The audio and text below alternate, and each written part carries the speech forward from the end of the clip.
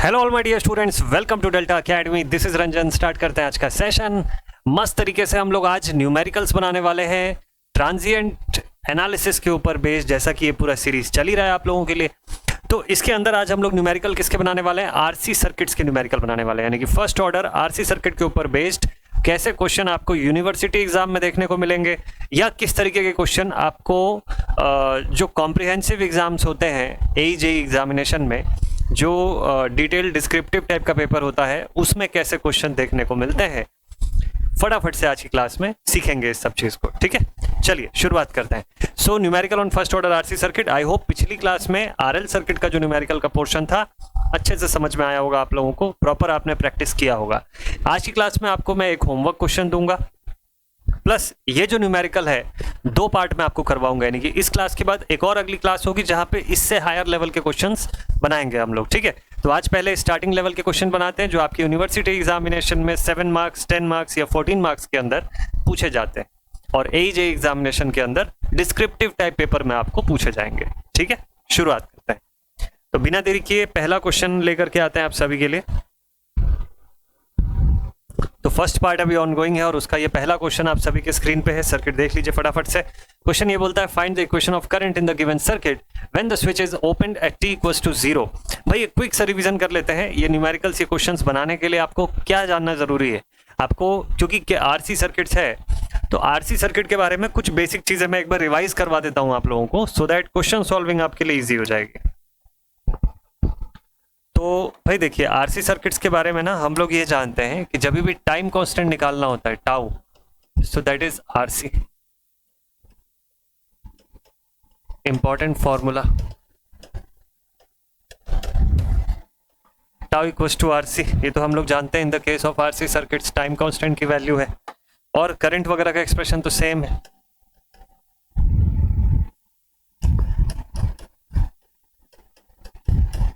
ये एक्सप्रेशन भी आप लिखते हैं v by R e raise to the power minus t by tau, ठीक है। और इसको कांस्टेंट के फॉर्म में भी मैंने लिखवाया हुआ, तो वो सब दोबारा लिखने की नीड नहीं है। कुछ और काम का एक्सप्रेशन है क्या जो हमको पता होना चाहिए? देखिए, कैपेसिटर के केस में एक चीज हमको पता है, इनिशियली जब भी हम उसको डीसी सप्लाई से कनेक्ट करते हैं तो हमारा कैपेसिटर इनिशियली किसकी तरह बिहेव करता है? सोचिए, इनिशियली शॉर्ट की तरह बिहेव करता है, देन ओपन। और अगर सोर्स वाइज कोई पूछे कि भाई कौन से सोर्स की तरह बिहेव करता है, तो it acts like a voltage source. ये एक वोल्टेज सोर्स की तरह काम करता है। जब हम एक्चुअल एक्टिव एलिमेंट को, एक्टिव सोर्स को हटा देते हैं, इससे कैपेसिटर चार्ज हो जाता है, तो ये एक पोटेंशियल सोर्स की तरह बिहेव करता है, ठीक है। And finally it behaves as a open circuit, ठीक, जिसको कि शॉर्ट में मैंने आपको CSO से बताया था। इसको याद रखने का तरीका है ना, शॉर्ट ट्रिक ये है कि इसको आप CSO से याद कर लो। Capacitor initially short, finally open, open circuit की तरह बिहेव करेगा। कब? जब स्टेडी स्टेट अटेंड कर लेगा, ठीक है। इतनी बेसिक चीजें पता है, बाकी फॉर्मूला वगैरह मैं नहीं लिखवा रहा हूँ, डेरिवेशन में आप लोगों ने देखा हुआ है, आपकी कॉपी में नोटेड है फॉर्मूला। सीधे मुद्दे पे आते हैं। पहला क्वेश्चन है, इसको उठाते हैं, समझते हैं क्वेश्चन बोल क्या रहा है। Find the equation of current in the given circuit when the switch is opened at t equals to 0। t equals to 0 पे ये स्विच ओपन हो जाएगी, ठीक है। हमको करंट का एक्सप्रेशन बताना है, इक्वेशन बताना है, जो इस ब्रांच से होते हुए कैपेसिटर के थ्रू जा रहा है। 200 वोल्ट की सोर्स यहाँ पे लगी हुई है। कंडीशन देख लीजिए, क्या चार्ज्ड कैपेसिटर है कि अनचार्ज्ड कैपेसिटर है, ये समझ लीजिए पहले तो। ये सब अपने माइंड में फिगर आउट करना है हमको, ठीक है। कैपेसिटर इनिशियली चार्ज्ड है क्या कि अनचार्ज्ड है? कैसा दिख रहा है आपको?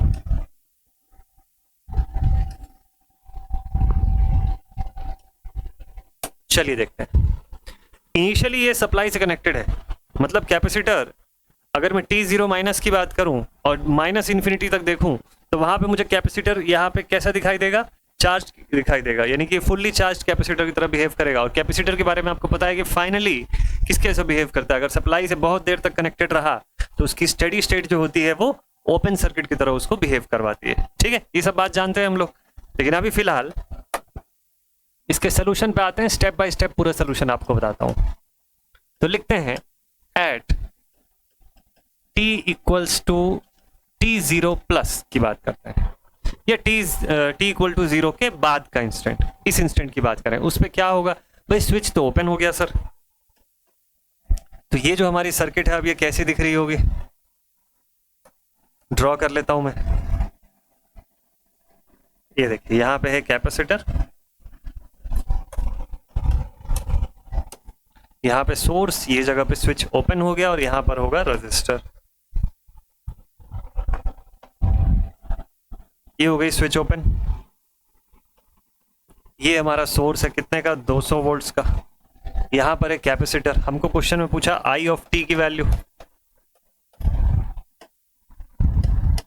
और रजिस्टर की वैल्यू है 50 ओम्स, कैपेसिटर की वैल्यू है 5 माइक्रो फैरेड। ठीक है, ये जो स्विच है ये ओपन हो चुका है। ठीक, केवीएल अप्लाई कर दें। बचा हुआ जो मैश है, अब ये हिस्सा तो रहेगा नहीं, ये इतना पोर्शन है। चलिए केवीएल अप्लाई करते हैं। So I can write applying KVL. KVL apply कर देता हूं। केवीएल अप्लाई करूंगा तो क्या हो जाएगा, ये हो जाएगा 50i। अभी के लिए मैं मानता हूं i करंट फ्लो रही है यहां से, this will become 50i plus, अब देखिएगा कैपेसिटर का सीन है तो 1/5 माइक्रोफैरेड 1/c इंटीग्रेशन ऑफ i dt, this is equal to 0। अब थोड़ा सा थ्योरेटिकली समझ लेते हैं कि जो कंसेप्ट सीखा है वो अप्लाई हो रहा है कि नहीं हो रहा है। यहाँ पे देखिए, चूंकि कैपेसिटर अपने सोर्स से डिस्कनेक्ट हो चुका है तो इन्फिनाइटली चार्ज दे तो नहीं सकता, ये जितना स्टोर किया होगा उतना ही डिलीवर कर पाएगा। ठीक है, तो अब ये कैपेसिटर अपनी चार्ज जो है, यानी कि अपनी करंट जो है वो इस सर्किट को दे रहा होगा। इस मेश के अंदर इस कैपेसिटर की स्टोर्ड करंट जो है वो फ्लो हो रही होगी। क्या वो हमेशा के लिए फ्लो हो सकती है? नहीं हो सकती। क्या होगा फिर? तो डिकेइंग नेचर की करंट होगी। अच्छा, क्या इसके अंदर कोई स्टेडी स्टेट फंक्शन होगा? भाई स्टेडी स्टेट फंक्शन 0 है इसका पूरा। क्यों? क्योंकि एट द एंड इसमें कोई करंट नहीं बचने वाली, कोई चार्ज नहीं बचने वाली। तो करंट की वैल्यू अल्टीमेटली होनी तो 0 है, वो 0 जो होगी वो एक्सपोनेंशियल डीके के साथ होगी आफ्टर 5 टाइम कांस्टेंट। इतना कहानी जान गए हम लोग। ठीक है, तो इसका मतलब इस एक्सप्रेशन का कोई भी पीआई नहीं आ सकता, only CF will be there, यानी कि कॉम्प्लीमेंट्री फंक्शन ही खाली आएगा, जो कि हमको दिख भी रहा है कि इक्वल टू के उस तरफ हमको 0 मिल गया है। ठीक है, कंसेप्ट एकदम परफेक्ट बैठना चाहिए आपका। तो क्या चीज था यहाँ पे, 5 माइक्रोफैरेड था ना, इसको भी रहने देते हैं, लास्ट में वैल्यू पुट करेंगे। एक काम करते हैं, इंटीग्रेशन को हटाना है हमको, तो पार्शियल डिफरेंशियल वाले केस में लेकर के आना है ना इसको। तो एक काम करते हैं, डिफरेंशिएट कर देते हैं इसको पूरा dt के रेस्पेक्ट में। Differentiating with respect to dt, तो ये हो जाएगा 50 di by dt plus 1/5 microfarad. अब dt है और इंटीग्रेशन ऑफ i dt है, तो यहां से बचेगा i, that is equal to 0। 50 से मल्टीप्लाई कर देते हैं यहाँ पे, तो हो जाएगा 50 इंटू 5, 5 5 25, 250। ठीक है, di by dt plus 1/250 microfarad into i is equal to 0, या फिर लिख सकते हैं d plus 1/250 microfarad whole multiplied with I is equals to 0. So the value of D will be equal to minus of 1/250 microfarad. अभी microfarad में चलने दो इसको आप। डिस्क्रिमिनेंट मिल गया हमको, रूट्स मिल गया यहाँ पे। ठीक है, कितना? -1/250। ठीक है, चाहो तो आप 10⁻⁻⁶ के फॉर्म में लिख सकते हो, लेकिन अगर मैं एक्सप्रेशन बनाने जाऊं, अब यहां से मैं करंट का एक्सप्रेशन लिख देता हूं। So the value of current I of t is equal to k या c, जो भी आप चाहो लिख दो, e raise to the power -t by tau. या फिर मैं ऐसा लिख सकता हूं कि I of t can be given as k into e raise to the power -1/250 into 10 raise to the power -6 t। सही है एक्सप्रेशन? चलो भाई, बेसिक एक्सप्रेशन तो आ गया, लेकिन अभी भी हमारे पास इनिशियल वैल्यू जो है वो मिसिंग है। इनिशियल वैल्यू नहीं आई अभी।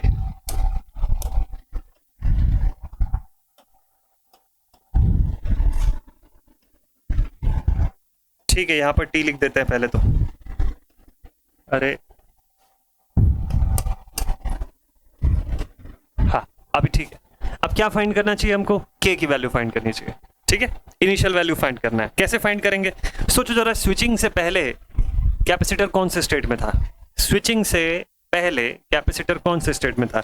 सप्लाई जा रही थी ना इस तक, लिख देता हूं मैं यहाँ पे, finding the initial value, finding the initial value के। ठीक है, चलिए अब हम लोग ये बात कर लेते हैं कि भाई स्विचिंग से पहले क्या पोजीशन थी। तो स्विचिंग होने से पहले सप्लाई सोर्स से कनेक्टेड था, सप्लाई सोर्स से कनेक्टेड था तो capacitor already steady state reach कर चुका था। अगर ऐसा हो गया था तो लॉन्ग आफ्टर दैट कैपेसिटर तो ओपन सर्किट की तरह बिहेव कर रहा होगा। ठीक है, चलो देखते हैं, इसी पॉइंट को लिखते हैं। Since at its steady state the capacitor will be behaving as open circuit। अपने स्टेडी स्टेट में कैपेसिटर ओपन सर्किट की तरह बिहेव कर रहा होगा। सर्किट ड्रॉ कर ले इसका।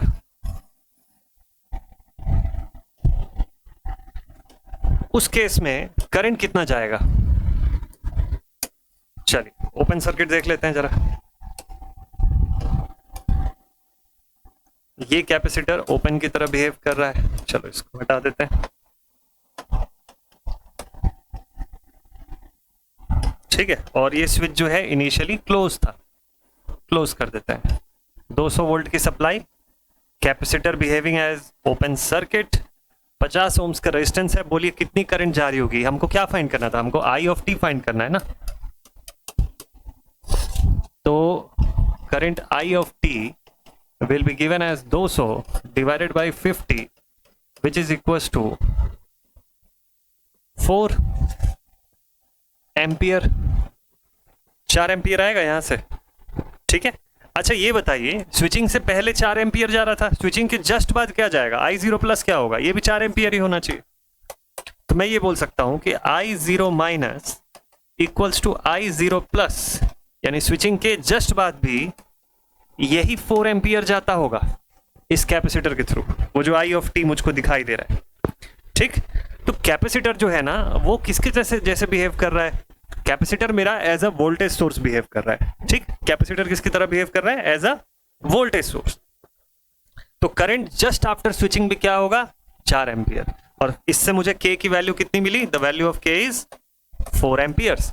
सो अब इसको मैं अपने प्रीवियस इक्वेशन में अगर पुट कर दूं, so finally I will get the value I of t is equals to k e raised to the power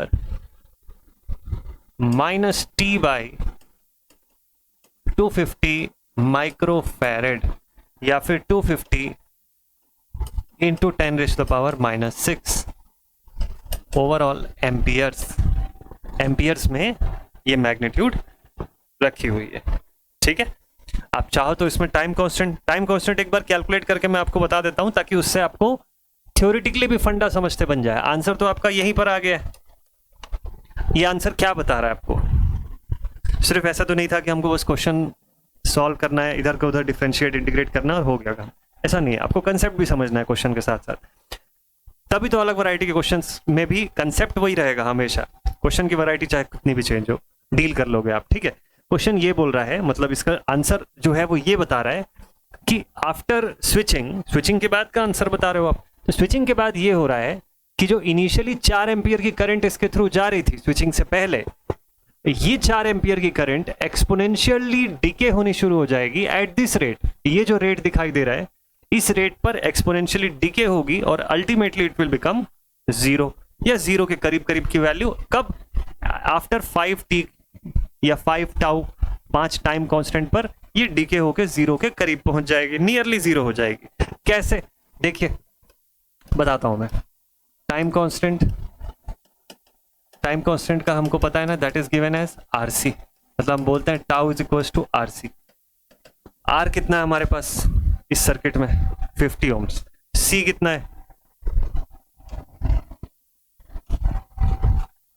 capacitance की वैल्यू 5 माइक्रोफैरेड है। चलो मैं आपको सॉल्व करके दिखाता हूं, देखिएगा सेम सिचुएशन प्रूव होगी यहाँ पे। 50 ohms into 5 microfarad 10 to the power minus 6।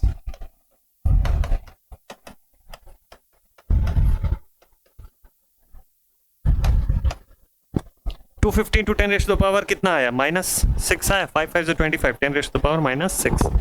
या फिर इसी को मैं लिख सकता हूं कि tau is equal to 0.25 millisecond. अच्छा बताइएगा, ये जो टाउ निकला ये क्या चीज है, ये टाउ क्या है, एक टाउ है, दिस इज 1 टाउ, इसकी वैल्यू है, एक टाइम कांस्टेंट की वैल्यू जो है वो 0.25 मिली सेकेंड्स की है, इतने देर के लिए लास्ट करता है एक टाइम कांस्टेंट। ठीक, स्टेडी स्टेट कब अटेन होगा, जब ऐसे 5 टाइम कांस्टेंट्स हो जाएंगे तब। ठीक है, सो this is 1 tau, this is 1 time constant. ये आपके समझने के लिए बता रहा हूं, सोल्यूशन आपका कंप्लीट हो गया वहां पे। ठीक, तो ये जो पूरी वैल्यू है एक टाइम कांस्टेंट है, and steady state will be attend. ये सब आप ना भी नोट करना चाहें तो छोड़ सकते हैं इसको, बस स्क्रीन पे देखते जाइए, इसको समझते जाइएगा जैसे जैसे मैं समझाते जा रहा हूं। तो steady state will be attend at 5 tau, therefore 5 से मल्टीप्लाई कर देते हैं 0.25 मिली सेकेंड को।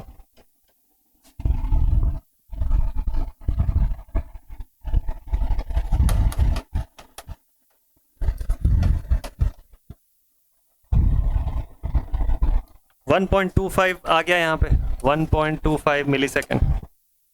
This value has become 1.25 millisecond, यानी इतना समय के बाद आपकी ग्राफ में 0 वैल्यू आ जाएगा। ठीक है, 1.25 मिली सेकेंड पे। ठीक है, करंट की वैल्यू जरा फाइंड करेंगे क्या, इस पर्टिकुलर टाइम की वैल्यू पुट करके, जरा करंट की वैल्यू निकाल के देखिए आप लोग। देखिए आपका करंट का एक्सप्रेशन यहाँ आ चुका है। ठीक है, इस टाइम पर जरा पुट करके देखिए क्या वैल्यू आती है। कैल्सी मैं भी उठा लेता हूं, आप लोग भी उठाइए कैल्सी, देखते हैं कितनी वैल्यू आती है। चलिए अभी लाइव ही फटाफट कैलकुलेट कर लेते हैं, देखते हैं क्या वैल्यू आ रहा है।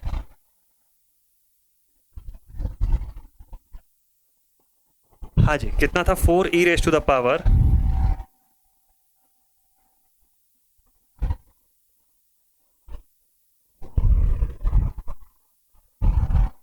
माइनस, और यहाँ है 250 into 10 raise to the power -6। ठीक है, 4 into e raise to the power -1.25 millisecond. अच्छा मिली सेकेंड है तो into 10 raise to the power -3 लगाना भूल गया मैं। 0.0269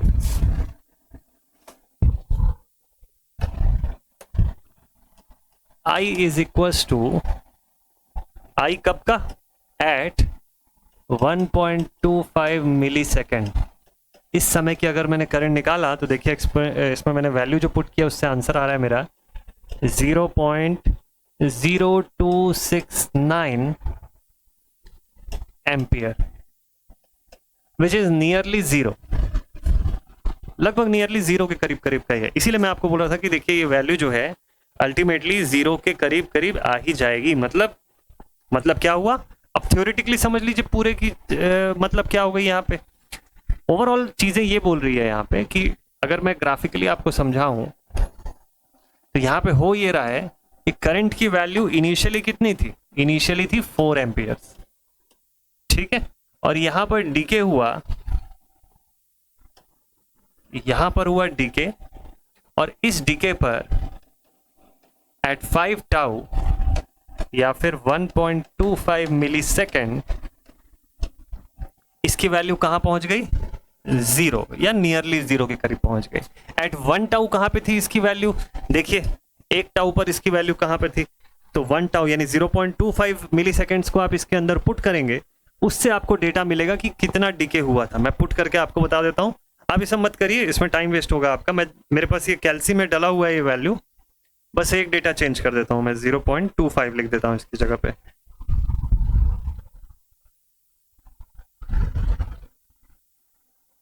.25 मिली सेकेंड्स।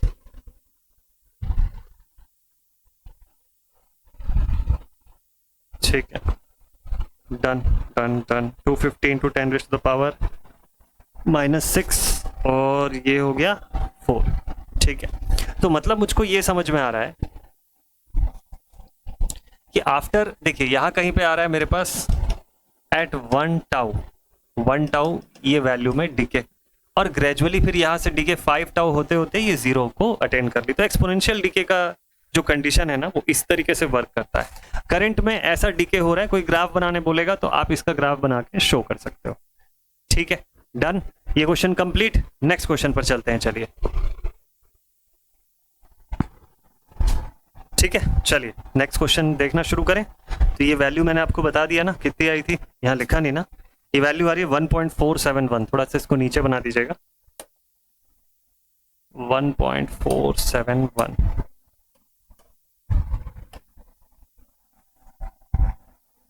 यहाँ कहीं पे ऑलमोस्ट 1.471। कब? At 1 tau. ऐसी 2 टाउ 3 टाउ होते हुए 5 टाउ पर जाकर के ये वैल्यू 0 अटेंड कर लेगी। तो ये जस्ट आपके समझने के लिए बता रहा हूँ, क्वेश्चन में नहीं पूछा था ये सारा कुछ।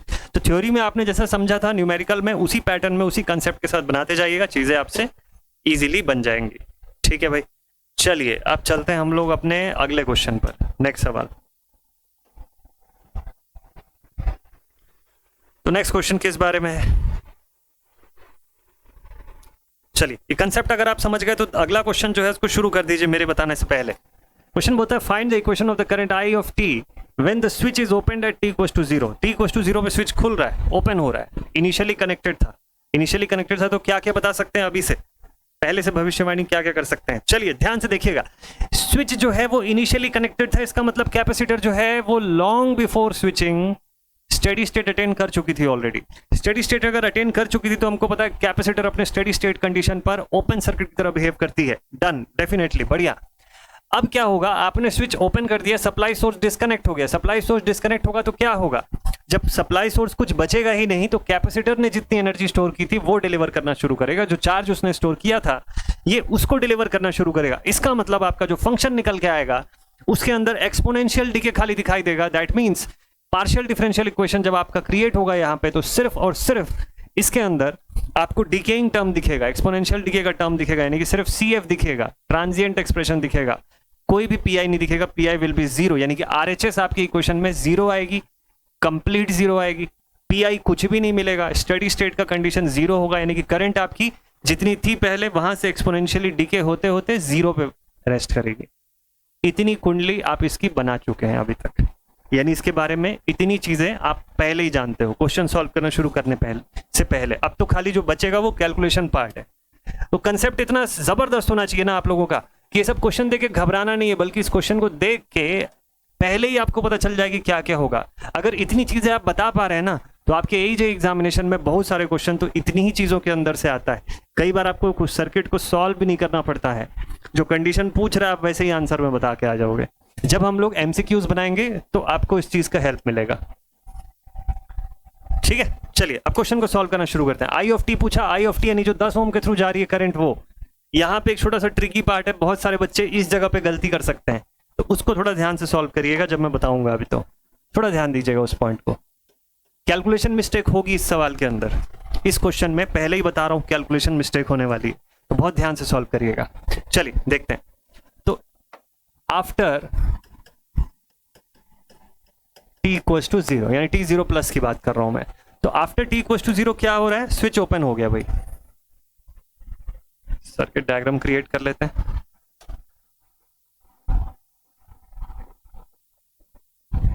ठीक, यहां पर है हमारा रजिस्टर, देन उसके बाद कैपेसिटर, और इस तरफ है एक और रजिस्टर। ठीक है, स्विच ओपन हो गई, एक रजिस्टर, एक voltage source.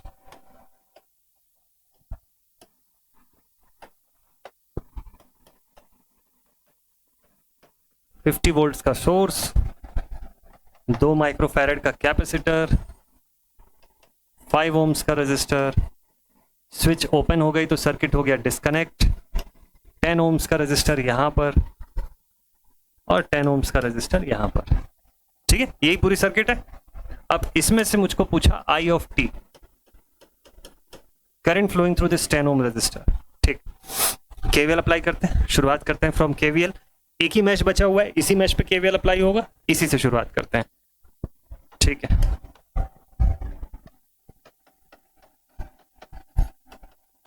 So applying KVL.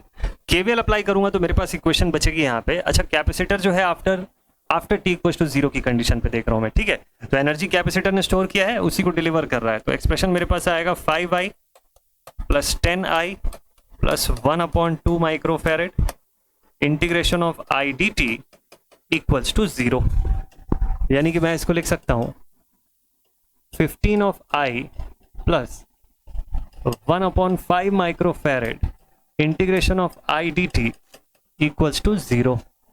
15 से मल्टीप्लाई कर दीजिए।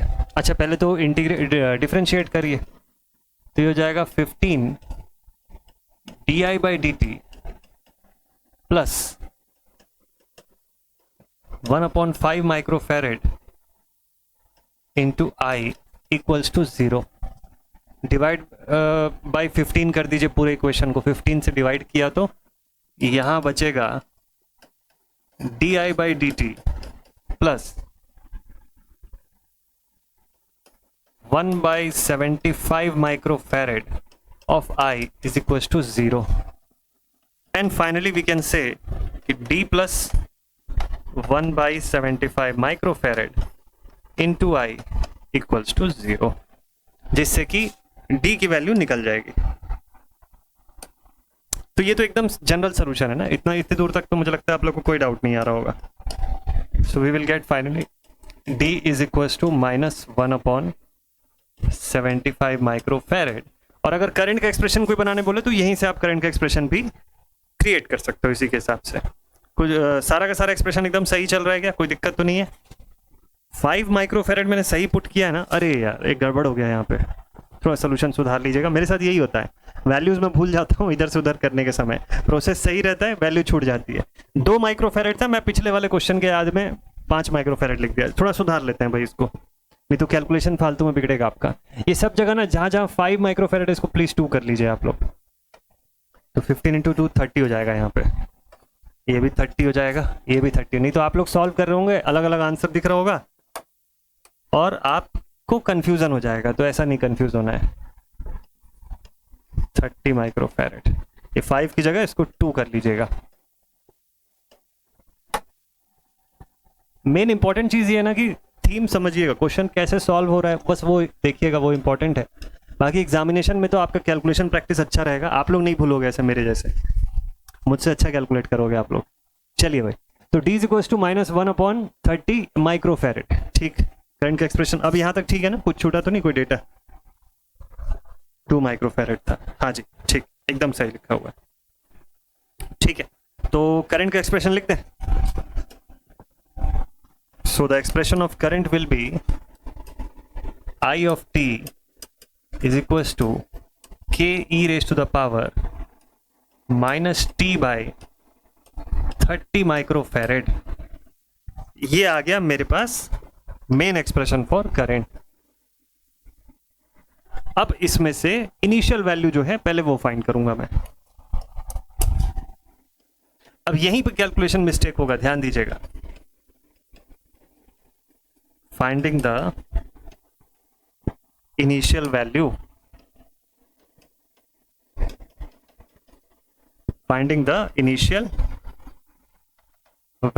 इनिशियल वैल्यू फाइंड करेंगे। तो चलो पहले सिचुएशन देखते हैं कि क्या था। इनिशियल केस में स्विच कनेक्टेड था, तो कैपेसिटर स्टेडी स्टेट अटेन कर चुकी थी। अगर कैपेसिटर ने स्टेडी स्टेट पहले ही अटेन किया था, इसका मतलब वो ओपन सर्किट की तरह बिहेव करेगी। कैपेसिटर को ओपन करके उसके बाद जो सर्किट बचा वो ड्रॉ करते हैं, क्योंकि स्विच तो क्लोज ही था पहले से। ये देखिए, ये पोजीशन था। इस बार ये 10 ओम भी एक्टिव हो जाएगा। कैपेसिटर क्या हो गई? ओपन सर्किट हो गई। हटा देते हैं इसको।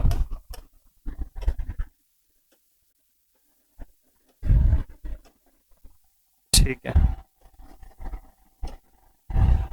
चलिए, ये हो गया ओपन सर्किट। ये पोर्शन हो गया ओपन। आपकी आई ऑफ टी कहाँ से जा रही है? 10 ओम के थ्रू जा रही है, ठीक है। करंट निकालना होगा तो कैसे निकालेंगे यहाँ से?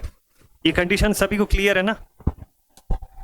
अगर हमको यहाँ से करंट फाइंड करना होगा तो कैसे फाइंड करेंगे?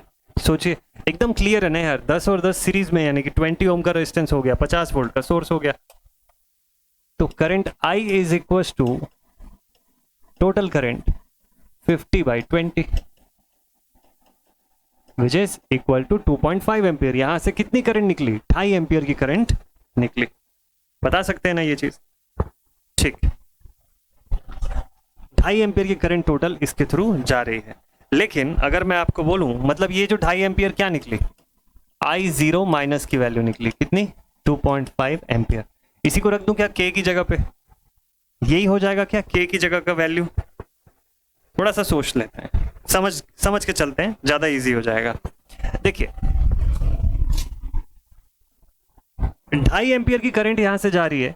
मैं अगर कैपेसिटर के रिस्पेक्ट में बात करूंगा तो सोचिएगा, अगर मुझे VC0 माइनस पूछ लेता है इस क्वेश्चन में तो कैसे बताता मैं बोलता 2.5 एम्पियर की करंट यहां से आ रही है, इंटू 10 कर देता 25 volts from this point two this point. यहां का 25 वोल्ट का पोटेंशियल बन जाता, ठीक है। और 25 वोल्ट का पोटेंशियल ही इसके अक्रॉस मुझे डेवलप होता हुआ मिलता। तो उसके रिस्पेक्ट में I0 प्लस में अगर निकालूं तो 25/10 that is equal to 2.5 ampere ही मिलता। तो हर मायने में ये बिल्कुल सही है, तो इसमें कोई दिक्कत नहीं है। VC0 माइनस भी अगर मैं निकालूंगा तो 25 वोल्ट ही निकल के आएगा यहाँ से, ठीक है। तो ये सब जस्ट मैं आपको बता रहा हूँ समझने के पॉइंट ऑफ व्यू से, सब लिखने की नीड नहीं, आप डायरेक्टली लिखो। सो वी कैन से कि I0 plus is equals to I0 minus that is equals to 2.5 ampere, ठीक है। तो इसका मतलब K की वैल्यू मिल गई क्या? 2.5 ampere. therefore we can say our K is 2.5 ampere. Put कर दीजिए इसको प्रीवियस इक्वेशन में, इस इक्वेशन में पुट कर दीजिए, तो हमको यहां से मिलेगा I of t is equals to 2.5 into e raised to the power minus t by 30 microfarad, या फिर 30 into 10 raised to the power minus 6 overall amperes. ऐसा भी लिख सकते हैं, आपका क्वेश्चन यहां पर कंप्लीट हो जाएगा। बताइएगा जल्दी से, समझ आ रहा है यहां तक आप लोगों को? इसके आगे अब आप इसको 5 टाइम कांस्टेंट तक के लिए चाहें तो कैलकुलेट कर सकते हैं, टाउ निकाल सकते हैं। इसका टाउ की वैल्यू कितनी आएगी यहाँ पे मैं आपको बता देता हूँ, आप कैलकुलेट कर लीजिएगा। 30 माइक्रो सेकेंड्स की आपकी टाउ है, यही जो लिखा हुआ है यहाँ पे। मैं भी डायरेक्टली लिख देता हूँ यहाँ पे, tau is equal to 30 microseconds. आप tau is equal to RC करके इसको कैलकुलेट करके भी देखिएगा, यही सेम वैल्यू मिलेगी आपको, इसमें कोई डिफरेंस नहीं आएगा। सो tau is what? 30 micro seconds, ठीक है। 5 टाउ करेंगे, इसको मल्टीप्लाई कर दीजिएगा। करंट की वैल्यू इनिशियली 2.5 एम्पियर थी, 5 टाउ के बाद लगभग 0.2 या 0.02 तक गिर जाएगी, इतनी। तो एक्सपोनेंशियल डिके की जिस कंडीशन की हम लोग बात किए थे, वो कंडीशन आपको यहाँ दिख रही है, पूरे न्यूमेरिकल उसी थ्योरी को सपोर्ट कर रहा है, ठीक है। तो ये इंपॉर्टेंट होता है कि अगर कंसेप्ट समझ गए अच्छे से, क्वेश्चन बनाने में आपको कोई डिफिकल्टी नहीं जाएगी। डन, इस क्वेश्चन को पास ऑन करें। एक क्वेश्चन और है, आपको एज अ होमवर्क देना चाह रहा हूं मैं, इसी के जैसा मिलता जुलता क्वेश्चन है। अगर ये पिछले 2 क्वेश्चन आपसे बन रहे हैं, अगला क्वेश्चन एज अ होमवर्क लीजिए और उसको अपने से बनाइए, आप लोग बन जाएगा आप लोगों से, ठीक है। चलिए नेक्स्ट क्वेश्चन देता हूं।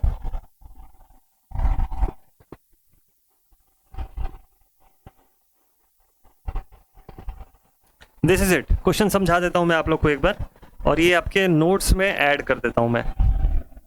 ये नोट्स आपको टेलीग्राम ग्रुप पर भी मिल जाएगी, अगर टेलीग्राम ग्रुप पे आप कनेक्टेड हैं, या अगर अभी तक नहीं हुए हैं कनेक्ट तो कनेक्ट हो जाइएगा।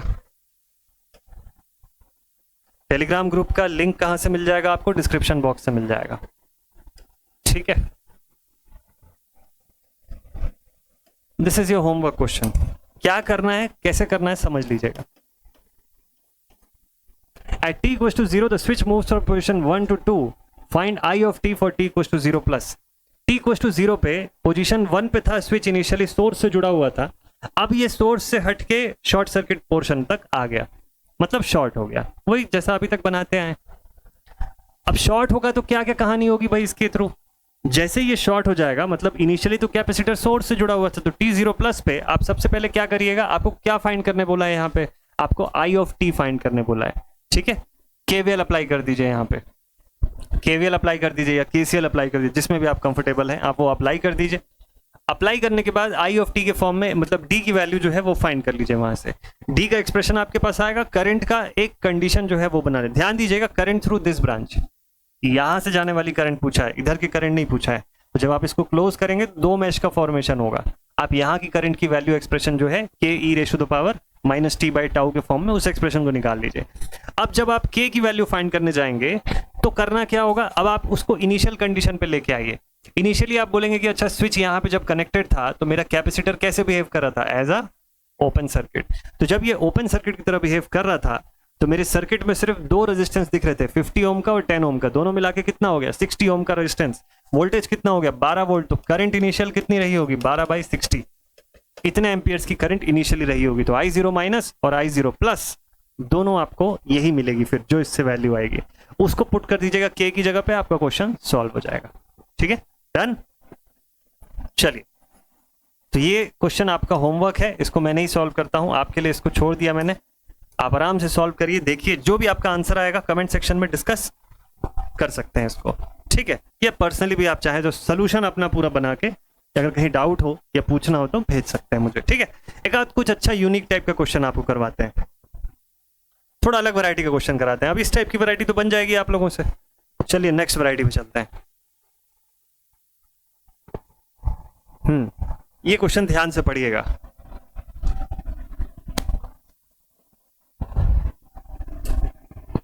इस सवाल को तब तक आप लोग ध्यान से पढ़िए और मैं इसको स्क्रीन में ऐड कर देता हूं।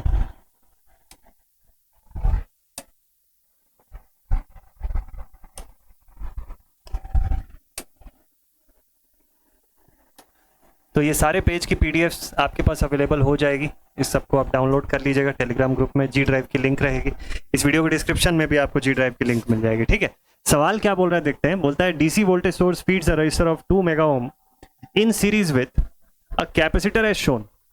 2 मेगा ओम का रेजिस्टेंस है, 5 माइक्रोफेरेड का कैपेसिटर है, दोनों आपस में सीरीज में है, और एक डीसी वोल्टेज सोर्स कितने का है नहीं दिया है वैल्यू। अच्छा, वीएस नाम का सोर्स है जो इनको सप्लाई प्रोवाइड कर रहा है। ठीक है, find the time taken by capacitor when the charge retained will be decayed by 50% of its initial value. मतलब आप वो समय की वैल्यू बताओ कि कितनी देर के बाद ये कैपेसिटर जितनी भी चार्ज रिटेन करके रखा होगा अपने अंदर, वो अपनी शुरुआती वैल्यू के आधे पे पहुंच जाएगी, 50% घट जाएगी वो वैल्यू।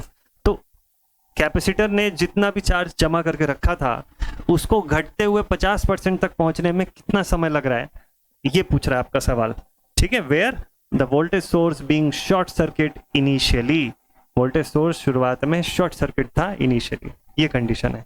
तो मतलब आपको यहाँ पे ना टाइम की वैल्यू निकालनी है, करंट की वैल्यू से मतलब नहीं है ज्यादा इस बार। समझ गए ये वाला क्वेश्चन। अब क्या टेक्निक लगेगा यहाँ पे थोड़ा देखिएगा, इसको सॉल्व करने का तरीका एकदम अलग है, अभी तक जो भी 2-3 क्वेश्चन बनाए हैं उससे बिल्कुल डिफरेंट। तो कलर भी डिफरेंट यूज करते हैं सॉल्व करने में। हाँ, अब आएगा मजा। हमको ये पता है कैपेसिटर इनिशियली सप्लाई से जुड़ा हुआ था ना, अगर इनिशियली सप्लाई से जुड़ा हुआ था तो इसका मतलब, अब सप्लाई की वैल्यू तो नहीं पता लेकिन मैं इतना बोल सकता हूं कि कैपेसिटर Vs वोल्ट्स तक चार्ज हो गया होगा। तो यानी वोल्टेज अक्रॉस कैपेसिटर कितनी होगी Vs, since capacitor was initially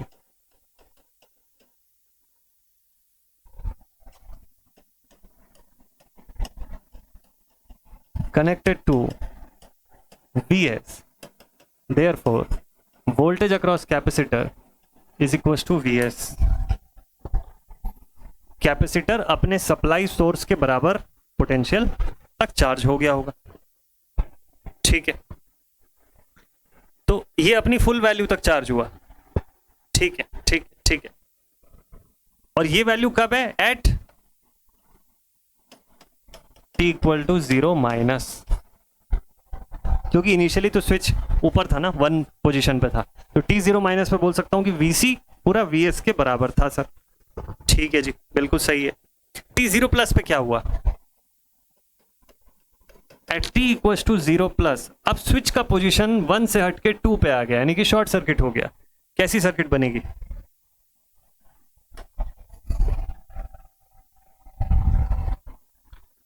switch का पोजीशन 1 से 2 पे आया,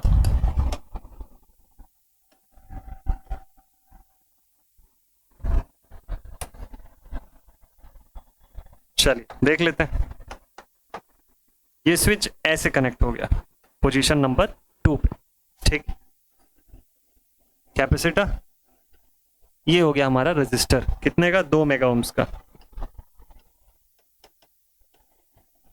और कैपेसिटर है 5 माइक्रो फैरेड का, ठीक। T0 प्लस पे ऐसा कुछ सिचुएशन हमको दिख रहा है, सोर्स डिस्कनेक्ट हो गया, तो मतलब क्या होगा, ये कैपेसिटर अब जितनी भी इसके पास करंट रही होगी इनिशियली, अब वो डीके होनी शुरू हो गई, और यही हमको बताना है, यही इसी के बारे में हमको बात करने बोला है। हमको ये बोलता है कि अच्छा ध्यान दीजिएगा, वर्ड्स बड़े इंपॉर्टेंट है यहाँ पे। क्या आपको करंट के टर्म में पूछा है क्या? देखिए क्या बोलता है, find the time taken by capacitor when the charge retained. किसके टर्म्स में पूछा आपको? भाई आपको तो चार्ज के टर्म में पूछा ना,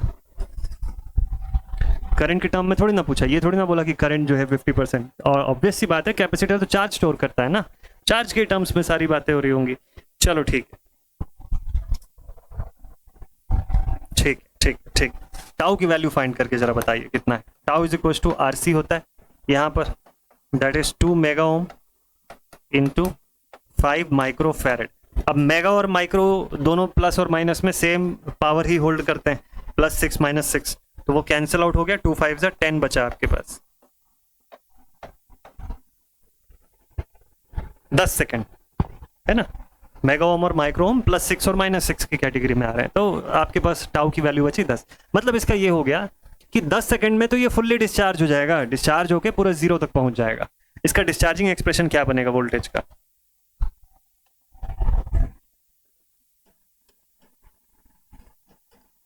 So decaying expression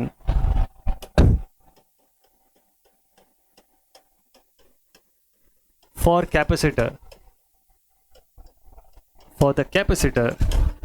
is given as, voltage के टर्म में लिखते हैं हम लोग इसको, है ना, ये आप जानते हैं।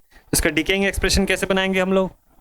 V is equals to V not e raise to the power -t by tau. V not, ठीक है, इसकी फाइनल वैल्यू, V इसकी इनिशियल वैल्यू, और e raise to the power -t by tau, इस रेट पर ये डीके होता चला जाएगा और इस वैल्यू तक ये रीच कर जाएगा। ठीक है, ऐसे लिखते हैं हम लोग। अगर मैं, क्योंकि मुझे एक्सप्रेशन वोल्टेज के फॉर्म में नहीं पूछा, मुझे ये बोला चार्ज 50% कब हो जाएगी, तो मुझे पता है in the case of capacitor Q is equal to CV होता है, मतलब V की वैल्यू प्रोपोर्शनल टू चार्ज है। ठीक है, V की वैल्यू प्रोपोर्शनल टू चार्ज है, तो इसका मतलब V का जो एक्सप्रेशन होगा चार्ज का भी वैसी एक्सप्रेशन लिख सकता हूं। सो देयरफॉर चूंकि Q is equal to CV लिखना पॉसिबल है, therefore we can say Q is equal to Q not e raise to the power -t by tau. Charge भी इसी रेट पे डिके हो रही होगी। ये बड़ा काम का चीज था ये, decaying expression for charge. So this is the decaying expression for charge. ठीक है, क्या क्या चीज है यहाँ पे? Initial value of Q, final value of Q along with this, ये डिकेइंग कंडीशन हो गई यहाँ पे। क्वेश्चन के हिसाब से क्या बोलता है? एज पर क्वेश्चन हमको बोला इस Q को 5 टाइम्स ऑफ Q नॉट पहुंचना है, इनिशियल का 50%, 5 नहीं 0.5 पहुंचना है। अच्छा, Q को क्या बनाना है? 0.5 times of its initial value, 0.5 of its initial value. Therefore I can say, इसको पुट कर देता हूं मैं, 0.5 times of Q not is equal to Q not into e raise to the power -t by tau. Tau कितना? 10 second, अभी find किए थे just थोड़ी देर पहले। टाउ भी पुट कर दीजिएगा यहाँ पे। ठीक है, टाउ की वैल्यू 10। समझ गए ना ये कैसे बना रहे हैं हम लोग? इनिशियल फाइनल, कंफ्यूज मत हो जाइएगा, दिस इज नॉट फाइनल। हम लोग डिकेइंग एक्सप्रेशन लिख रहे हैं, चार्जिंग एक्सप्रेशन नहीं लिख रहे हैं। ठीक है, तो कंफ्यूज मत होइएगा। चलिए done. So decaying expression for charge के अकॉर्डिंग हम लोगों ने बोला कि Q को 0.5 Q नॉट बनना है, तो 0.5 Q नॉट बनाना है। लेफ्ट हैंड साइड से इक्वेट कर दीजिए इसको, putting tau is equal to 10, putting tau is equal to 10 seconds. Tau की वैल्यू 10 सेकेंड पुट कर दीजिए। So therefore it will become 0.5 times of Q naught equals to Q naught into e raised to the power minus t by 10. अच्छा ठीक है, अब Q naught है, cancel out कर लीजिए और log बेस e के फॉर्म में ये दोनों को मल्टीप्लाई कर दीजिए इसमें से, ठीक है, log के फॉर्म में इसको लिख लेते हैं। तो यहां से Q naught हट गया, मेरे पास बचा, मैं इसका log भी डायरेक्टली कर ही रहा हूं, log base e of 0.5 equals to log base e of e raise to the power minus t by 10। तो log बेस e और e जो है वो कैंसिल आउट हो गया, मेरे पास क्या एक्सप्रेशन बचेगा यहां से, log बेस e 0.5 की वैल्यू निकाल लेंगे, इस तरफ से तो कैंसिल आउट हो गया, पहले इसको लिख लेते हैं, यहां बचेगा minus t by 10 is equals to, अब जरा वैल्यू देख ले, log बेस e ऑफ 0.5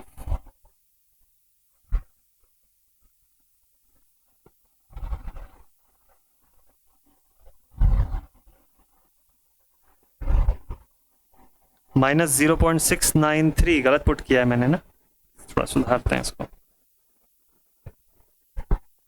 0.5, हाँ ठीक तो है, सही तो पुट किया, दैट इज माइनस 0.693, माइनस 0.693 किसकी value, log base e of 0.5 की, ठीक, तो माइनस 0.693147, ठीक है ठीक है ठीक है, सॉल्व कर लेते हैं, therefore minus sign cancel out हो गया, t will be what 6.93 seconds, t की वैल्यू क्या मिली, यानी चार्ज को 50% होने के लिए इतना समय लगेगा, पूरा जीरो होने के लिए 10 सेकंड लगेगा और 50% हो जाएगा जब कितना देर हो चुका होगा, 6.93 सेकंड।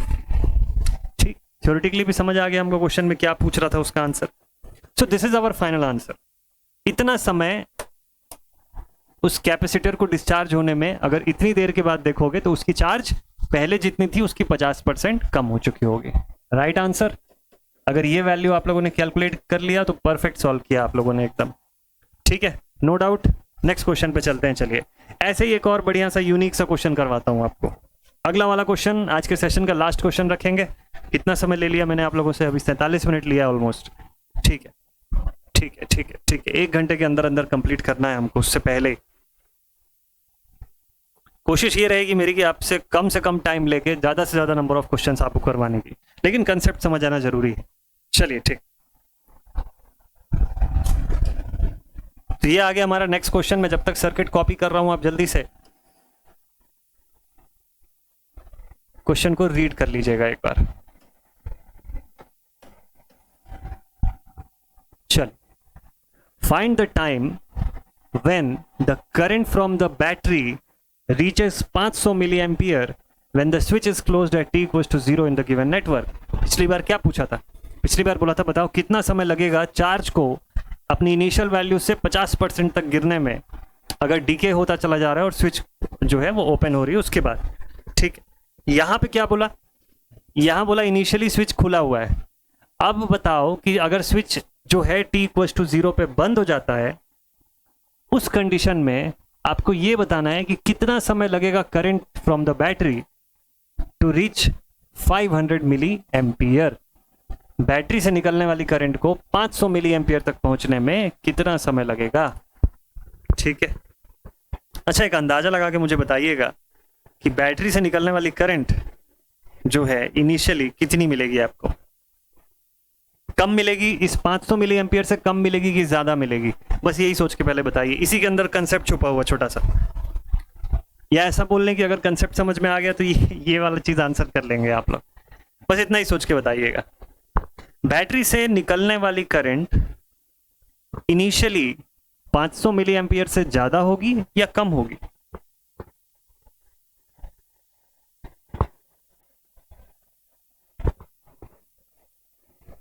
सोचिए।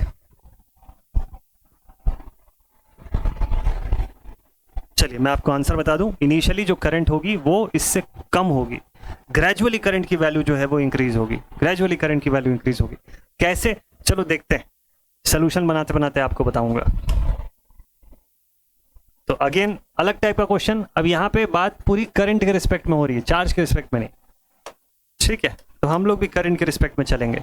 देखिए यहाँ पे आपको ब्रांच करंट की वैल्यू इंडिकेट करके दिया है I1, I2 और यहां से इनिशियल करंट जो फ्लो हो रही है दैट इज I। ठीक, तो सारी बातें इन्हीं 3 करंट्स के रिस्पेक्ट में घूमेंगी। ठीक है, तो लिखते हैं व्हेन t इक्वल्स टू या after t equals to 0, t0 plus की बात कर रहा हूं मैं। क्या हुआ सर्किट में? स्विच क्लोज हो गया, ये ऐसे बंद हो गया। ठीक है, अगर ये क्लोज हो गया, सर्किट डायग्राम नहीं ड्रॉ कर रहा हूं मैं, डायरेक्टली इसी में बना के दिखा रहा हूं आपको। अगर ये स्विच क्लोज हो गया तो उस केस में बताइए क्या हो रहा है। अभी के लिए लिख देते हैं ऐसे। अब क्या होगा? करंट जानी शुरू हो जाएगी। कितनी करंट जाएगी? I1 I2 कितनी होगी, क्या लगता है आपको? स्विच अगर क्लोज हो गया तो देखिए 10 वोल्ट यहाँ पे 50/10 करूंगा तो यहाँ की करंट मिल जाएगी I1 5 एम्पियर, और इधर की करंट जो है वो मिलेगी कुछ। ठीक है, चलो देखते हैं। तो आफ्टर t इक्वल्स टू 0, ठीक है, I1 हो जाएगा 50/10, नहीं उल्टा लिख दिया मैंने, सॉरी। वोल्टेज तो 10 है, रजिस्टर 50 का है, 10/5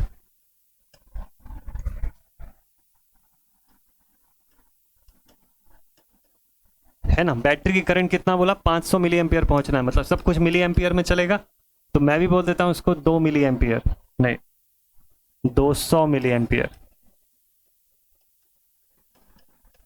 है ना। 200-500 वाला रेंज अच्छे से समझ में आएगा। ये सब क्या चल रहा है? ये सब t इक्वल्स टू 0 के बाद का सिचुएशन चल रहा है। ठीक है, t0 प्लस पे, t0 प्लस पे कैपेसिटर कैसे बिहेव करेगा ये बताओ मुझको।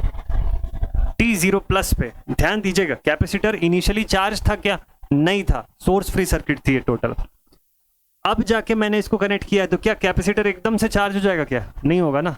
कैपेसिटर किसके से बिहेव करेगा? कैपेसिटर इनिशियली शॉर्ट की तरह बिहेव करता है एंड फाइनली स्टेडी स्टेट पे ओपन की तरह बिहेव करता है। कंसेप्ट अप्लाई करिए। तो कैपेसिटर कैसे बिहेव किया? शॉर्ट सर्किट की तरह बिहेव किया। At t0 plus the capacitor will behave as short circuit. Done, short कर दीजिए। बताइए वहां पे I2 कितना आएगा? I2 कितना होगा भाई? 10 वोल्ट यहाँ है, 10 वोल्ट यहाँ है, 10 वोल्ट यहाँ भी है। I2 will be equal to 10/70, 1/7, 10, 7 1 7, 8 9 10 30, 7 4 28, 1.4 के लगभग, 7 4 28 ना, 1.4। ठीक है, और एक पॉइंट 28, 29 30 20 20, 7 3 21, 7 2, हाँ ठीक है, 429 या 43 बोल लो एम्पियर में, और इसको मिली में कन्वर्ट कर लो तो ये हो जाएगा 140। 3 डेसिमल प्लेस इसलिए क्योंकि 500 लेके 500 के उसमें पहुंचाना है हमको, तो 143 milli ampere. This is the value of what? This is the value of I2। तो स्विच क्लोज होने के बाद I1 I2 की तो ये वैल्यू मिल गई मुझको। इन दोनों का सम कर दूंगा तो I मिल जाएगा। चलो देखिए, मैं आपको बोला था ना कि I इनिशियली जो है हमको 500 मिली एम्पियर से कम मिलेगा, वही होगा यहाँ देखिए। तो I total is equal to I1 plus I2। तो वी कैन से कि I टोटल इक्वल्स टू, पहला वाला कितना था? 200 मिली एम्पियर था, प्लस 143, ये सब मिली एम्प्स में चल रहे हैं। तो I टोटल की वैल्यू आ गई कितनी? 343 मिली एम्प्स। अब बोलिए बात सही है कि नहीं? करंट की वैल्यू कितनी मिली हमको? टोटल करंट जो है बैटरी से अभी जो निकल रहा है 343 मिली एम्पियर की करंट निकल रही है। ठीक है, यहां तक क्लियर सभी को? 0.343 एम्पियर्स। अब हमको ये बताना है कि कितना समय लगेगा करंट की वैल्यू को 500 मिली एम्पियर पहुंचने में। कौन सी करंट? बैटरी से निकलने वाली करंट, कैपेसिटर के थ्रू फ्लो होने वाली करंट की बात नहीं हो रही है यहाँ पे। ठीक है,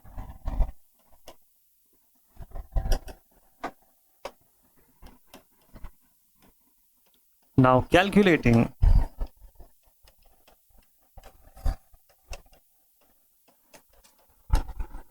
the time taken by current through battery to reach 500 milli ampere और 0.5 एम्पियर। अब मुझे एक चीज बताइएगा, बैटरी से निकलने वाली करंट की वैल्यू में बदलाव किसकी वजह से आ रहा होगा? ओनली रजिस्टर की वजह से या आरसी नेटवर्क की वजह से? राइट आंसर है कैपेसिटर के चार्जिंग होने के हिसाब से ही बैटरी से कितनी करंट आ रही होगी उस पर फर्क पड़ रहा होगा। यही होगा ओवरऑल। कैपेसिटर जैसे जैसे चार्ज होता चला जाएगा वैसे वैसे बैटरी से आने वाली करंट की डिमांड जो है इधर कम करेगा, उस तरफ बढ़ेगी। किस तरफ? रजिस्टर वाली ब्रांच पे। क्यों? क्योंकि दो पैरेलल ब्रांचेस है हमारे पास। बेसिक कंसेप्ट है बीडब्ल्यूई का। ठीक है भाई, तो इसके हिसाब से सिर्फ और सिर्फ किस पे फोकस करना चाहिए? आरसी ब्रांच पे फोकस करना चाहिए। यानी कि आपकी जो सर्किट है इसमें से सबसे इंपॉर्टेंट आप किस पे ध्यान दीजिए? इस ब्रांच पे ध्यान दीजिए। यानी ये आरसी का क्या चल रहा है वो समझना पड़ेगा आपको। यहाँ पे टाइम कांस्टेंट कैसा है वो देखना पड़ेगा आपको। ठीक है, चलिए। तो अब हमको क्या करना है? हमको ये बोल रहा है क्वेश्चन में कि आप कुछ ऐसी सिचुएशन बताओ कि I1 से जितनी करंट जा रही है वो जा रही है, रजिस्टर एज इट इज होने की वजह से वोल्टेज सोर्स हमारा वही है। ठीक है, 10 वोल्ट का सोर्स ही पहले था। T0 प्लस पे मैंने 10 लेके यहाँ की करंट निकाला था, तो रजिस्टर पे तो वो करंट की वैल्यू सेम ही रहेगी ना, जितनी भी milli ampere, 300 milli ampere, 200 milli ampere ये वाली आई थी। क्या इसमें कोई चेंजेस दिखेगा? क्या कोई चेंजेस नहीं दिखेगा। ठीक है, क्योंकि वोल्टेज सोर्स वही है, रजिस्टर वही है, इसमें कोई चार्जिंग डिस्चार्जिंग होना नहीं है, तो करंट तो उतनी ही जाएगी। What about this branch? इस ब्रांच का क्या? यहाँ चेंजेस होगा, यहाँ की करंट में चेंजेस होगा। तो इसका मतलब मैं ये लिख सकता हूं, अब मुझे टोटल करंट कितनी चाहिए? 500 मिली एम्पियर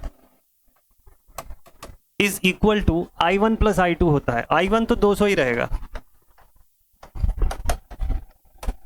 I2 है मेरा अननोन जो अब मुझको फाइंड आउट करना है। ठीक है, I2 जो है अब वो मुझको यहां से फाइंड करना है। I2 को कितना पहुंचना चाहिए 500 मिली एम्पियर होने के लिए? बताओ आप जरा। अब आप खुद ही देख के बोल सकते हो कि सर I2 को 300 मिली एम्पियर हो जाना चाहिए। चलो ठीक है,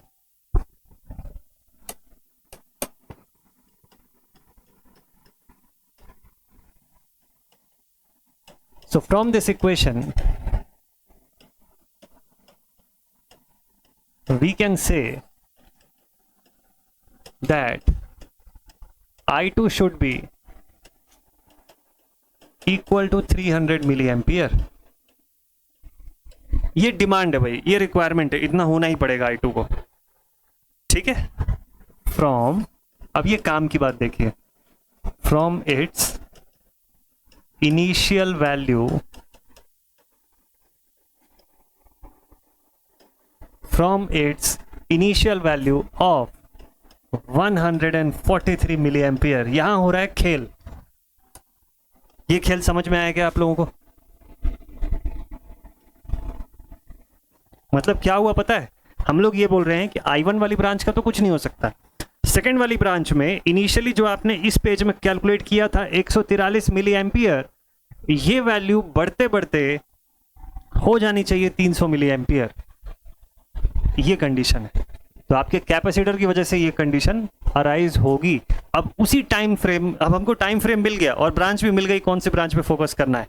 अब हमको यहां से ये पता है, since I at RC is given as V by R e raised to the power minus t by tau, बताया था मैंने इनिशियली आपको। तो आरसी के थ्रू फ्लो होने वाली करंट का एक्सप्रेशन जो है हमको ये मिलता है। ठीक, और हमको कौन सी ब्रांच को ऑब्जर्व करना है? Only the second branch. अब सिर्फ और सिर्फ उसी ब्रांच पे फोकस करना है। Observing branch 2। कौन सी ब्रांच है? ब्रांच 2, सेकेंड वाली ब्रांच। सेकेंड ब्रांच में क्या है? आरसी लगा हुआ है, सप्लाई से कनेक्टेड है। ठीक है, और यहां पर रजिस्टर कनेक्टेड था हमारा, तो इससे तो खैर कोई दिक्कत है ही नहीं। इस ब्रांच का तो मामला परफेक्ट है पूरा। ये देखिए, यही सर्किट है ना, ये आर है हमारा 70 ओम्स का, और यहां पर लगी हुई है कैपेसिटर। इस बार वैल्यू ठीक से लिख देता हूं मैं, नहीं तो पिछली बार की तरह फिर कोई वैल्यू इधर को उधर लिख दूंगा मैं, है ना। 100 माइक्रोफैरेड की है, 100 माइक्रोफैरेड 70 50। ठीक,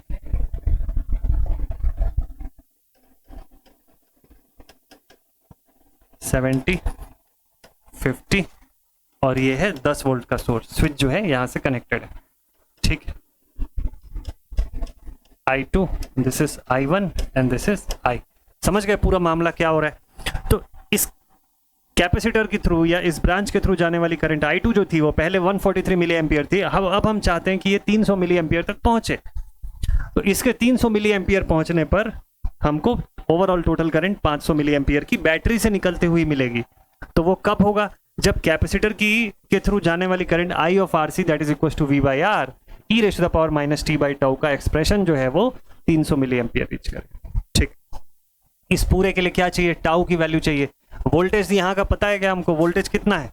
यहाँ से यहाँ तक टोटल वोल्टेज 10 वोल्ट, तो इस पे भी कितना 10 वोल्ट ही होगा। तो V मिल गया आपको। R कितना है यहाँ पे? 70। चलिए पुट करते हैं। I of RC is equal to 10/70 e raise to the power minus t by tau. साथ ही साथ टाउ भी फाइंड कर लेते हैं। Since tau is equal to RC, ध्यान रखिएगा R इक्विवेलेंट यानी कि पूरी सर्किट का नहीं, सिर्फ उस ब्रांच का फाइंड करना है हमको, सिर्फ इतने पोर्शन का। तो R कितना है? 70 और ये है 100 माइक्रोफैरेड। तो tau is equal to 70 into 100 10 raise to the power minus 6। Put कर लेते हैं इस पूरे को, ठीक। तो टाउ की वैल्यू 0.0071 3 0 इधर 3 0 इधर, तो 2 0 और एक नंबर, ठीक है। 0.000 सेकेंड्स, 0.007 सेकेंड। ये आगे किसकी वैल्यू? टाउ की वैल्यू। इतना टाइम लग रहा है इसको, ये 1 टाइम कांस्टेंट की वैल्यू निकाले ना हम लोग अभी तक, ध्यान से समझिएगा। और 10/70 जो यहाँ पे हम लोग निकाले हैं वो क्या है? 10/70। ये एक्सप्रेशन हमारा आ गया, ठीक है, ठीक ठीक। अब I2 is equals to I of RC जो मैं आपको बोल रहा हूं, ये बेसिकली I2 है ना, और I2 की वैल्यू कितनी चाहिए? 300 चाहिए, यानी कि 0.3 चाहिए, ठीक है। That is equals to 10/70 e raise to the power minus t by. अब मामला क्लियर होता हुआ दिख रहा है आपको? मल्टीप्लाई कर दीजिए, 7 3 21 डिवाइड बाई 10, तो ये हो जाएगा 2.1 is equal to e raise to the power minus t by 0.007, ठीक है। लॉग लेना पड़ेगा यहां पर भी। चलो log base e of 2.1 is equals to log base e, multiply कर दिए हैं दोनों तरफ से, e raise to the power minus t by 0.007। Number भी बढ़िया है, 0.007 है ना, ठीक है। लॉग बेस ई के रिस्पेक्ट में अगर मैं देखूं तो इसकी वैल्यू निकाल लेंगे। लॉग बेस ई और एक्सपोनेंट दोनों कैंसिल आउट हो गए। मेरे पास एक्सप्रेशन बचा minus t by 0.007 equals to log base e of कितना? 2.1। इसका नेचुरल लॉग, इसका लॉग बेस ई देख लेते हैं कितना है भाई? 2.1, 0.741,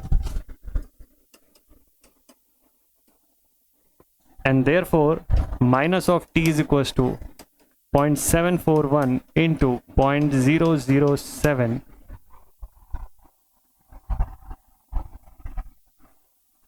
This value is 0.005 seconds। क्योंकि टाइम है, नेगेटिव होता नहीं है, तो neglecting the negative sign, neglecting the negative sign, आप फाइनल आंसर यहां से लिख सकते हो t is equal to 0.005 second या 5 मिली सेकेंड, जो भी आपको लिखना ठीक लगे।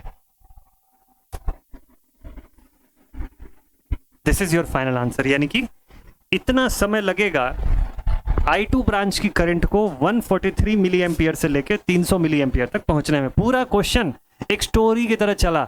अगर आप ध्यान दिए होंगे तो ये पूरा क्वेश्चन एक के बाद एक अपनी खुद की स्टोरी बता रहा है। सवाल जो है ना आपको पूरा स्टोरी बताता है, बस आपको उसको सुनना आना चाहिए। चलिए देखते हैं। शुरुआत से एक बार मैं दोबारा रिपीट कर रहा हूं, समझिएगा। पहले क्वेश्चन क्या पूछ रहा है पहले वो देखिएगा। तो इस क्वेश्चन में, क्योंकि ये लास्ट क्वेश्चन है इसलिए थोड़ा समय लेके बताता हूं, शायद एक क्वेश्चन और होगा क्या हमारे पास? नहीं है, चलो ठीक है, यही लास्ट क्वेश्चन है ना। तो इस पे बात कर लेते हैं। बोलता है find the time when the current from battery reaches 500 milli ampere when the switch is closed at t = 0 in the given network. आपको बताना है कि करंट थ्रू द बैटरी को 500 मिली एम्पियर तक रीच करने में कितने देर का समय लगेगा अगर स्विच t = 0 पे बंद हो रहा है। यहाँ है कैपेसिटर। हमको पहले ही समझ में आ गया था कि स्विच क्लोज होने के बाद इस ब्रांच के अक्रॉस टोटल वोल्टेज कितना होगा, 10 वोल्ट होगा। ठीक है, टोटल वोल्टेज कितना, 10 वोल्ट। तो इस ब्रांच से कितनी करंट जाएगी, 10/50। ठीक है, ये तो पहले ही निकल गया था, क्लियर था। इधर वाली ब्रांच ही समस्या है। तो यहां पर इस ब्रांच में 200 मिली एम्पियर की करंट हमको पहले ही मिल गई थी। ये देखिए, आफ्टर t = 0 पहले ही मिल गया I1 की वैल्यू 200। अभी I1 स्टैग्नेंट रहेगा, फिक्स्ड रहेगा, क्योंकि यहाँ पे कोई कैपेसिटर है नहीं, चार्जिंग डिस्चार्जिंग का कोई सीन नहीं है, और सोर्स तो वही है, सोर्स में भी कुछ चेंजेस नहीं है। अब जो डिसाइड करेगा करंट की वैल्यू में मैनिपुलेशन, वो यही करेगा, ये कैपेसिटर। क्योंकि अब ये कैपेसिटर ग्रेजुअली चार्ज होना शुरू हो जाएगा। तो इनिशियली कैपेसिटर क्या था, हम लोग बोलते हैं ना CSO, इसका शॉर्टकट। तो जब एक अनचार्ज कैपेसिटर को सडनली अगर आप सप्लाई से कनेक्ट करेंगे तो कैपेसिटर क्या करता है, पोटेंशियल में होने वाले किसी भी त्वरित बदलाव को अपोज करता है। It opposes any sort of sudden change in potential. तो ये वही कर रहा है, ये वोल्टेज में होने वाले किसी भी टाइप के सडन चेंज को अपोज कर रहा है। अपोज कर रहा है तो किसके जैसे बिहेव कर रहा है, शॉर्ट की तरह बिहेव कर रहा है। पहले शॉर्ट होगा तभी तो वोल्टेज 0 हो जाएगी, मतलब वोल्टेज जो होगी वहां की कुछ भी नहीं होगी, 0। अच्छा ठीक है, तो initially short and finally open, steady state पहुंच जाएगा तो ओपन होता चला जाएगा कैपेसिटर। ठीक है, तो अब क्या हुआ फिर, अब क्या हुआ, यहाँ पर कैपेसिटर की चार्जिंग शुरू हो गई। तो हमको पहले ये मिला कि इस सिचुएशन पर T0+ पर कैपेसिटर किसके जैसे बिहेव किया, शॉर्ट सर्किट की तरह बिहेव किया। ठीक है, तो I2 की वैल्यू कितनी आई, इस ब्रांच की करंट, इस ब्रांच की current I 10 total voltage divided by 70। तो 10/70 1.43 यानी कि 143 मिली एम्पियर। T0+ पे ये चीज हुआ। हमेशा ऐसा नहीं होगा ना, T इंफिनिटी तक कैपेसिटर अपनी स्टेडी स्टेट तक तो रीच करेगा ना, धीरे धीरे वो रीच करता चला जाएगा। और हो क्या रहा है, कैपेसिटर में चार्ज बढ़ती चली जा रही है, चार्ज स्टोर करता चला जा रहा है कैपेसिटर। ठीक है, तो अब हमको ये चाहिए कि इसके ब्रांच के थ्रू 300 मिली एम्पियर की करंट कब जाएगी। अभी कितनी जा रही है, 143 मिली एम्पियर। 300 क्यों चाहिए, ताकि ये 300 और ये 200 मिला के यहाँ 500 आ जाए। देखो 500 तो आना ही है, 200 भी फिक्स है। तो एक ही चीज है जो बदल सकता है, ये 143 से 300 तक कब पहुंचेगा, यानी इस ब्रांच से जाने वाली करंट 143 मिली एम्पियर से 300 मिली एम्पियर तक कब पहुंचेगी। तो अब पूरा कहानी हमको समझ में आ गया कि अच्छा ये उसी का टाइम ड्यूरेशन पूछ रहा है हमको कि ये होने में कितना समय लगेगा। तो टोटल करंट टोटल आया 343 मिली एम्पियर। इससे कोई मतलब नहीं है हमको अब ये देखना है कि time taken by the current through the battery to reach 500 milli ampere वो कैसा होगा। तो उससे हमको पता चला कि भाई I ऑफ RC जो है, यानी कि RC वाली ब्रांच जो है, उसके थ्रू जाने वाली करंट जब 300 पे पहुंच जाएगी तब ये होगा। तो ब्रांच 2 को ऑब्जर्व किया। अब ब्रांच 2 को जब हम लोगों ने देखा तो बोले कि अच्छा ठीक है, I2 की वैल्यू जो है दैट इज इक्वल टू 10/70 यानी V/R e⁻⁻t/τ। इस एक्सप्रेशन के फॉर्म में बताएंगे। Tau is equal to RC होता है, तो पहले टाउ की वैल्यू निकाल दिए कि एक टाइम कांस्टेंट की वैल्यू 0.007 सेकेंड्स की है, तो उसके हिसाब से इसको 0.3 पहुंचाना है, यानी कि 300 मिली एम्पियर। तो ये कब आएगा, जब 10/70 e⁻⁻t/0.007 का एक्सप्रेशन हमको मिलेगा। हमको ये t चाहिए, इसी को फाइंड कर रहे हैं हम लोग। अब यहाँ से लॉग अप्लाई कर दिए, लॉग बेस e के रिस्पेक्ट में हम लोगों ने इसको सॉल्व किया। हमको t की वैल्यू नेगेटिव में मिल रही थी 0.005 सेकेंड। चूंकि टाइम नेगेटिव नहीं होता है, इसका मतलब हम लोग इसको नेग्लेक्टिंग द नेगेटिव साइन हम डायरेक्टली लिख सकते हैं t = 0.005 seconds. After this much time इस करंट की वैल्यू, इस ब्रांच करंट की वैल्यू इनफैक्ट 300 मिली एम्पियर पहुंचेगी, जो शुरुआत में 143 मिली एम्पियर पे थी। This is it, this is all about this question. तो आज के सेशन पर एक होमवर्क क्वेश्चन आपको दिया है मैंने, और ये 2 अलग अलग वैरायटी के क्वेश्चंस हम लोगों ने आज डिस्कस किए। आई होप यहाँ तक आपको अच्छे से समझ में आया होगा। ऐसे वाले क्वेश्चंस और प्रैक्टिस करिए। सोर्स आपको बता दूं, ये सवालों का सोर्स क्या है, इस टाइप के क्वेश्चंस आपको मिलेंगे वैन वेल्कनबर्ग की किताब में। आपको सुडोको की किताब जो है उसमें भी देखिए, उसमें भी मिल जाएगी। साडिको की किताब जो है उसमें मिल जाएगी आपको। ठीक है, वेल्कनबर्ग की किताब बहुत अच्छी है, उससे भी आप बनाइए ऐसे वाले क्वेश्चंस। बहुत सारे एग्जांपल्स दिए हुए हैं, प्रैक्टिस करिए इनको। ठीक है, नेक्स्ट आपको मिलूंगा, इसी का पार्ट 2 लेकर के आऊंगा। अभी क्वेश्चंस खत्म नहीं हुए, थोड़े से और हायर वैरायटी के क्वेश्चंस आपको करवाऊंगा, और अच्छे वैरायटी के क्वेश्चंस, तो आपको एक वाइड रेंज का एक्सपीरियंस हो जाएगा फर्स्ट ऑर्डर क्वेश्चन सॉल्व करने के। फिर उसके बाद शुरू करेंगे हम लोग सेकेंड ऑर्डर सर्किट्स। तो चलिए आज का सेशन यहीं पर स्टॉप करते हैं। अगर आप यहाँ तक देख रहे थे इस वीडियो को तो thank you so much for watching. All my dear students, ऐसे ही मस्त तरीके से अपना सपोर्ट बनाए रखिएगा। कहीं पर कुछ भी डाउट हो तो ज़रूर से बताइएगा मुझे। टेलीग्राम ग्रुप पे ज़रूर से कनेक्ट हो जाइए, वहीं पर पूरा डिस्कशन होगा, वहीं पर आपको नोट्स वगैरह भी मैं प्रोवाइड कर दूंगा और साथ में डिस्क्रिप्शन बॉक्स पे भी नोट्स मिल जाएगी इसकी। तो take care and thank you so much for watching this session. जय हिंद।